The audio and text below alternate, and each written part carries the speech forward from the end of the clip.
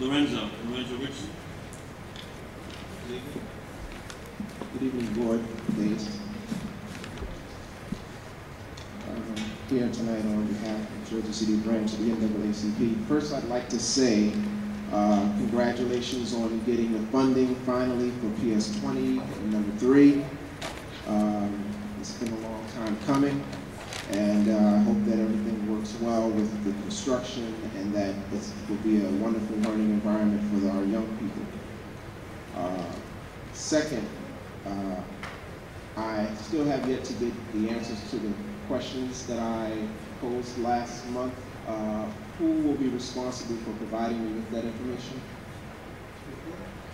The questions I proposed that I sent to you last month regarding the issue at Lincoln High School.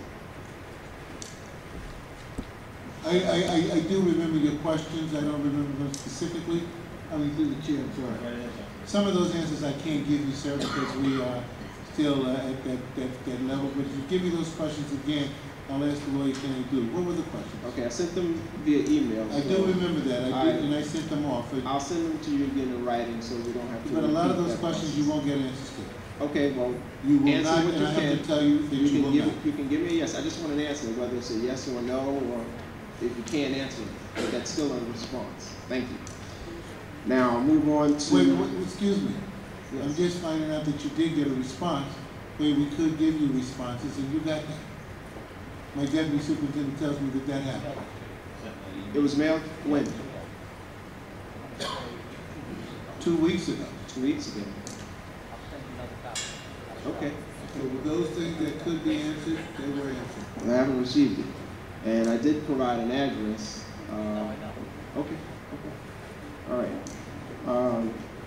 I know my branch president spoke earlier this evening regarding the proposed cuts for early childhood funding, but I'd like to also say on the record that what the governor is proposing, the injustice he is proposing, is a threat to our children's future, and that we should not stand for it, and we should fight it tooth and nail.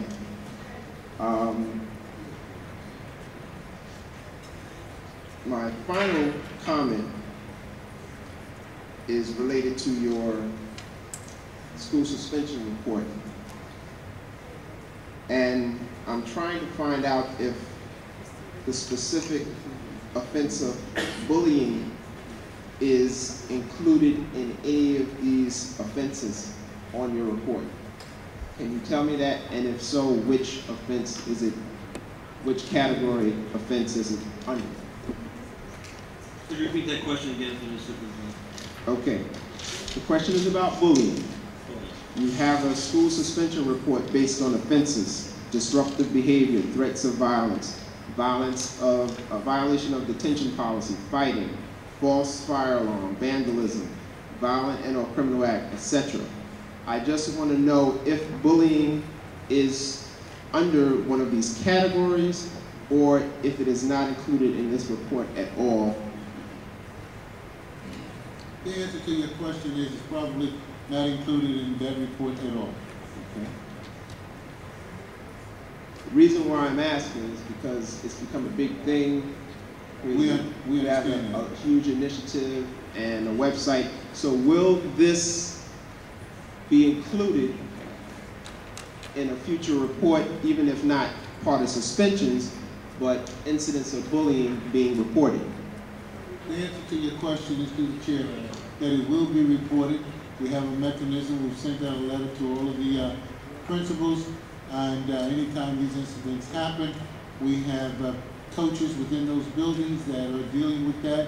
There are at least 2 to 3 people per school. Every time there's a bullying act that goes on, it's stopped right then and there. It will be reported to central office to get it. The answer to your question is yes. Okay, and will it be part of the reports, such as the suspension report and dropout report?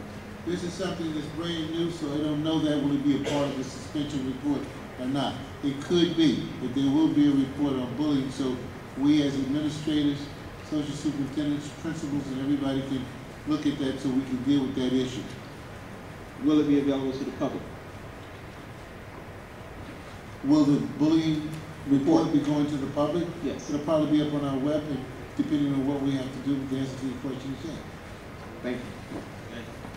That concludes our speakers. Yes. And Mrs. Mack, all right. Before Lorenzo leaves, I just wanted to clarify something. First, I think we all on the board are thrilled with the governor's announcement about PS20, that he's going to continue with the funding for that. And we have to thank Senator Cunningham for her efforts in that. But I wanted to clarify this because everybody's confused by it. The announcement said that it was PS3. It is not PS3. It is not PS3. The $48 million PS3 that's next to MS4 downtown, and it is not the old 3. I checked with everyone, and it is actually the SDA numbering system. It is the Stop and Shop site in the Heights. We were trying to figure out this week if that site was supposed to be for a pre-K and an elementary school, K to 5. Through Melissa Simmons and Diane Pedalino, we were checking for what it actually is. We think it's the elementary, since the governor is apparently against pre-K, and there were no other pre-Ks on that list. But one of the reasons I mention is just to update the president, that I did ask that through Melissa's office that we get a real number for that site, because there are numbers in the system that are open. I think 10, 13, 18, 19, 21 come to mind. But if the public still thinks it's MS3 or PS3, we're going to do ourselves a disservice as we get ourselves into it as we move ahead. I also will say that there's a facilities committee meeting coming up. The reason we didn't have the meeting was because we didn't have any voting items, but our next facilities meeting is a review of the long-range plan as it has been, the plan that is in place, approved by the board, so that we can start to figure out what to do in light of what the governor has offered the district. And I think it will probably be with the board looking at reassessing our priorities of what we really need. The mayor was here for the rally before, and he asked me to reflect to the board that he also felt that it was Senator Cunningham's, not his efforts, but I'm sure it was a joint effort by the superintendent, the mayor, and the senator in getting us the funding for PS20. But I think the mayor said clearly that there are higher priorities than the Stop and Shop site. I think the board probably would conclude that also. We have no roof for 8 Harry Moore. We have emerging projects. But we're grateful for the governor for whatever he gave us. But we will be having a lively and an informed discussion of that very shortly. So I wanted you to know that. Thank you. Thank you, Ms. Mack, for clarifying. That's to remind board members that on the 24th of February, we're going to have policy and facilities on that evening. Ms. Seaborn.